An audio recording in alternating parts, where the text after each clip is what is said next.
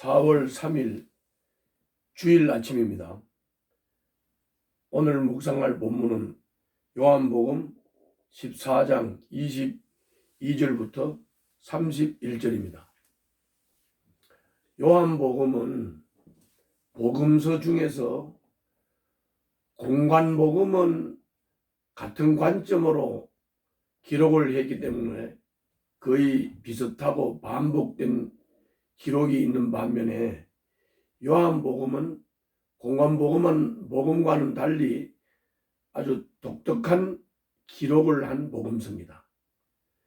그리고 예수님이 하나님이심을 여러 가지 모양으로 설명하고 있는 부분입니다. 그러므로 요한복음은 아주 중요하고 그리고 본문을 성실하게 읽는 것이 중요합니다. 그리고 그 뜻을 곰곰이 살피면서 깨닫는 것이 중요하고 깨달으면 우리들에게 큰 은혜를 끼치게 될 것입니다. 오늘 또 묵상을 통해서 주님과 동행하는 하루가 되시기를 바랍니다. 어제 내가 아버지 안에 있고, 그러니까 예수님이 아버지 안에 있고 너희가 내 안에 있으면 예수님을 따르는 제자들, 성도들이 예수님 안에 있으며 또 내가 예수님이 너희 안에 있음을 알게 될 것이다. 이렇게 말씀했어요. 다시 말하면 예수님이 아버지 안에,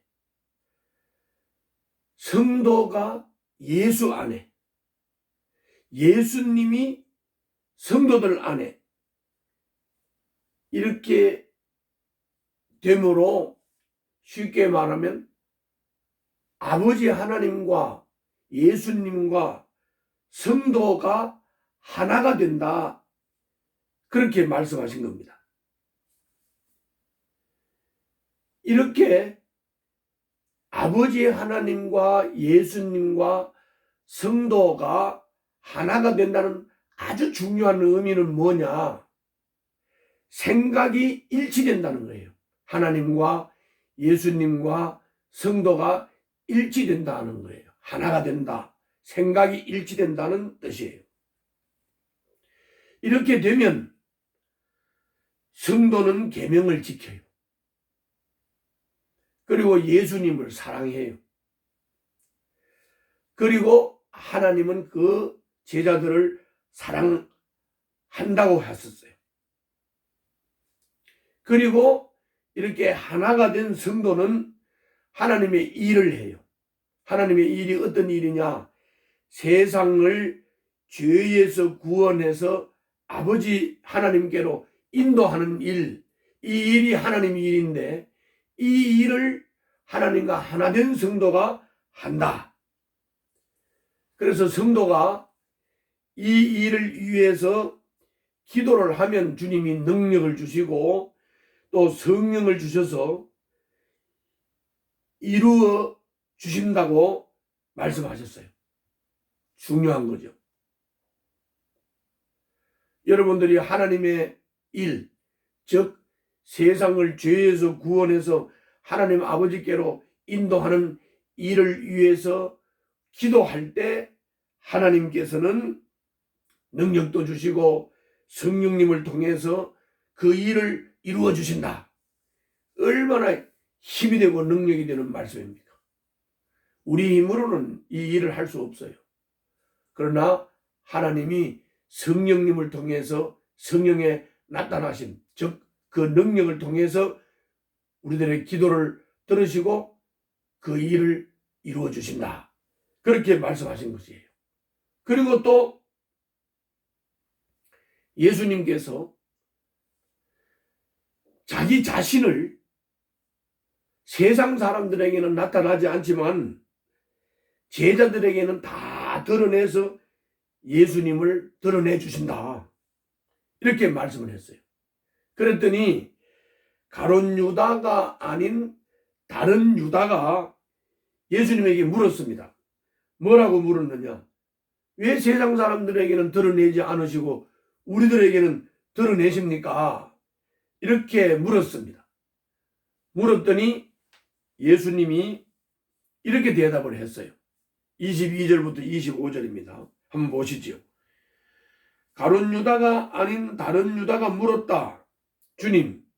주님께서 우리에게는 자신을 드러내시고 세상에는 드러내려고 하지 않으시는 것은 무슨 까닭입니까? 예수께서 그에게 대답하셨다. 누구든지 나를 사랑하는 사람은 내 말을 지킬 것이다. 그리하면 내 아버지께서 그 사람을 사랑하실 것이요. 내 아버지와 나는 그 사람에게로 가서 그 사람과 함께 살 것이다. 나를 사랑하지 않는 사람은 내 말을 지키지 아니한다. 너희가 듣고 있는 이 말은 내 말이 아니라 나를 보내신 아버지의 말씀이다. 내가 너희와 함께 있는 동안에 나는 이 말을 너희에게 말하였다. 핵심이 뭡니까?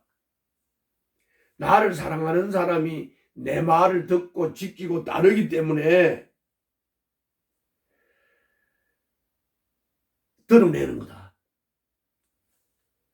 그리고 나를 사랑하지 않는 사람은 내 말을 듣고 지키지 않는다. 그런 말씀이에요. 그러므로 여러분들과 나는 예수님을 영접하고 거듭나서 아버지 안에, 예수님 안에, 또 내 안에 주님이, 그래서 우리는 하나 된 사람이에요. 그렇기 때문에 우리는 예수님을 사랑하는 사람이고 또 하나님의, 예수님의 사랑을 받는 사람이고, 그리고 우리는 주님의 말씀을 지키고 따르는 사람들이에요. 그래서 우리들에게 예수님에 대해서 다 드러내신다. 하나님에 대해서 다 드러내신다. 성령님에 대해서 다 드러내신다. 그런 말씀이죠. 그리고 성령님, 보혜사, 예수님도 보혜사지시지만은 성령님은 다른 보혜사라고 말씀하시고, 다른 보혜사 성령님께서 내 말을 지키는 자들, 즉 예수님 말씀을 지키는 자들, 하나님과 하나 된 자들, 제자들, 성도들, 그들에게 이렇게 예수님을 드러내서 알려주시는 일을 누가 하시느냐? 성령님이 하신다. 그렇게 말씀하신 거예요. 26절부터 28절 한번 보겠습니다. 그러나 보혜사 곧 아버지께서 내 이름으로 보내실 성령께서 너희에게 모든 것을 가르쳐 주실 것이며 또 내가 너희에게 말한 모든 것을 생각나게 하실 것이다. 나는 평화를 너희에게 준다. 나는 내 평화를 너희에게 준다. 내가 너희에게 주는 평화는 세상이 주는 것과 같지 않다. 너희는 마음에 근심하지 말고 두려워하지도 말아라.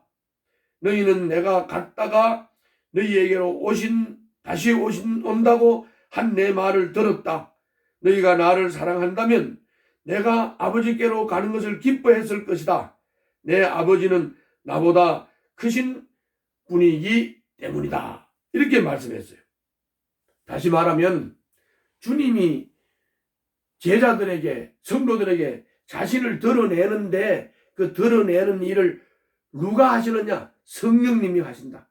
모든 걸 가르치고 모든 걸 생각나게 하고 너희들에게 평화를 주고 근심하지 않고 두려워하지 않게 하고, 그리고 내가 십자가 지고 가지만은 다시 살아나서 성천해서 성령님이 오시고, 그리고 종국에는 재림을 하신다. 다시 오신다.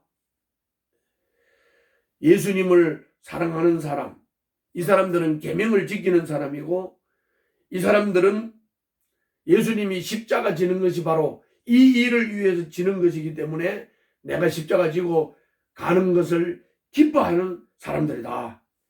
하나님은 나보다 크신 분이다. 이렇게 말씀을 하신 거예요.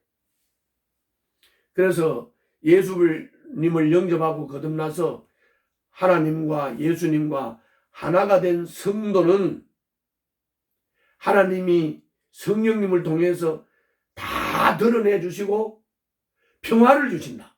그래서 예수 영접하고 거듭나서 성령님이 내 안에 충만해서 성령이 나를 지배하는 성도가 되면, 사람이 되면 주님이 주시는, 성령님이 주시는 평강을 누리게 된다. 평화를 누리게 된다. 두렵지 않다. 근심이 없어진다. 그러므로 여러분, 예수님 안에서 성령님이 다스리시는 그 평강을 누리시기를 바랍니다.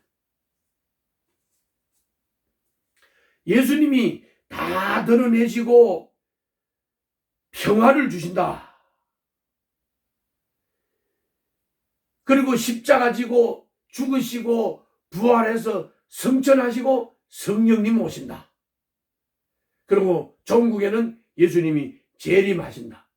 이 말씀은 지금 이루어질 일이 아니고, 지금 눈에 보이는 일이 아니고 앞으로 그렇게 될 것이라고 미래 얘기를 하시는 거예요.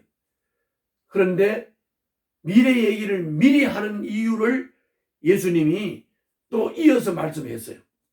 미리 하는 이유, 그것은 이 일이 일어났을 때 너희들이 믿게 하려고 하는 거다.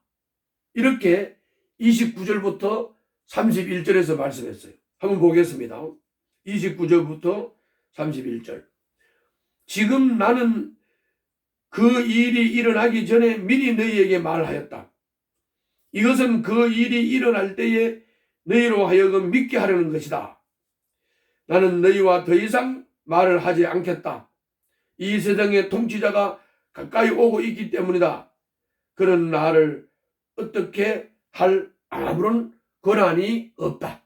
이제 내가 말을 안 하고 마치겠다고 하면서 이제 세상 통치자, 마귀, 세상 임금이 판치는 시대가 올 것을 말씀하시고, 아무리 세상 통치자가 판친다 하더라도 예수님에게는 아무것도 할 권한이 없다.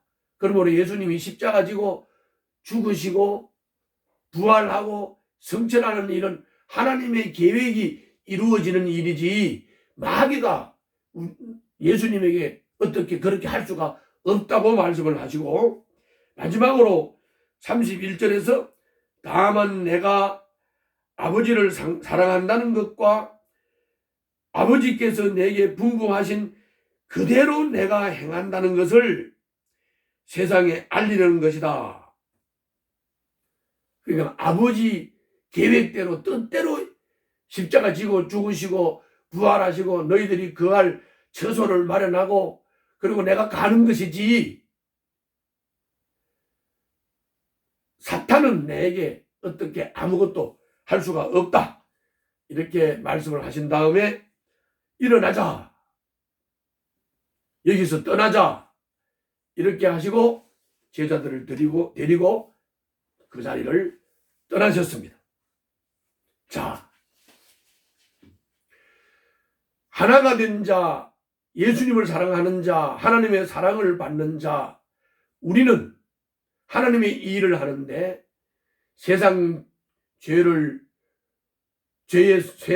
죄에서 구원하여 하나님 아버지께로 인도하는 일, 이런 자를 주님이 사랑하시고 평화를 주시고, 이런 자는 하나님의 말씀을 지킨다.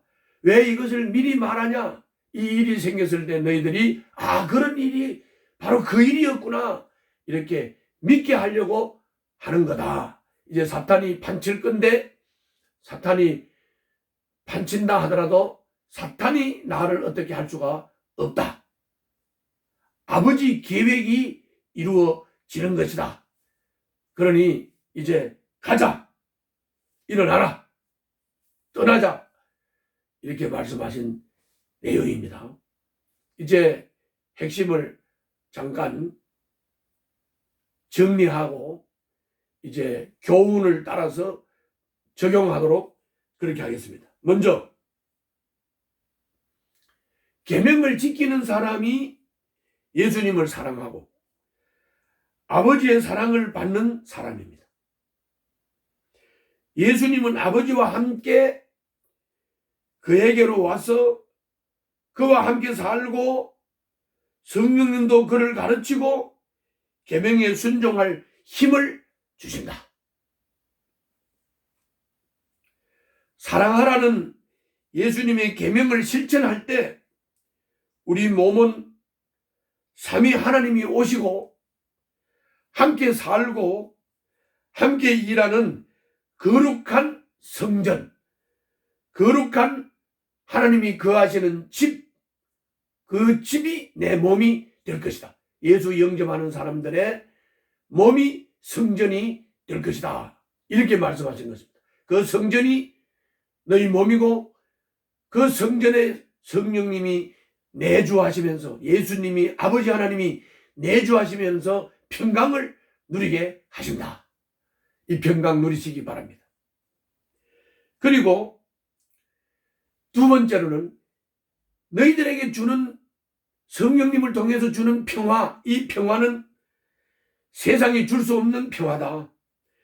고난받고 십자가를 지더라도 삼위 하나님이 함께 하는 사람에게는 참 평화가 있다.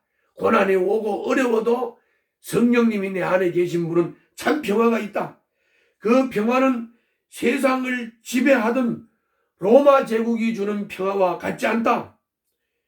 유대교가 추구하는 종교적 만족과도 같지 않다. 아버지의 뜻에 순종하신 예수님이 경험했던 평화, 예수님의 계명을 지키는 그리스도인만 누릴 수 있는 평화, 그 평화를 누리게 된다고 말씀했습니다. 세상이 알 수 없는 평화입니다. 뭔 말이냐면요, 예수 믿고 예수님의 다스림을 받고 예수님과 아버지 하나님과 성도가 하나 된 그야말로 예수님을 따르는, 예수님의 다스림과 인도를 받는 참 제자는 세상살이가 아무리 어렵고 힘들어도 성령님께서 주시는 평화, 평강을 누린다. 이거는 세상이 주는 평화와 다르고 세상 사람들은 누릴 수 없는 평화다. 이게 예수 믿는 사람들이 누리는 평화라고 말씀합니다. 이 평화를 누리시기를 바랍니다. 기도하겠습니다. 날마다 주님의 임재를 경험하고 세상이 주지 못하는 참 평화를 누리게 하여 주시옵소서. 예수님 이름으로 기도하옵나이다. 아멘.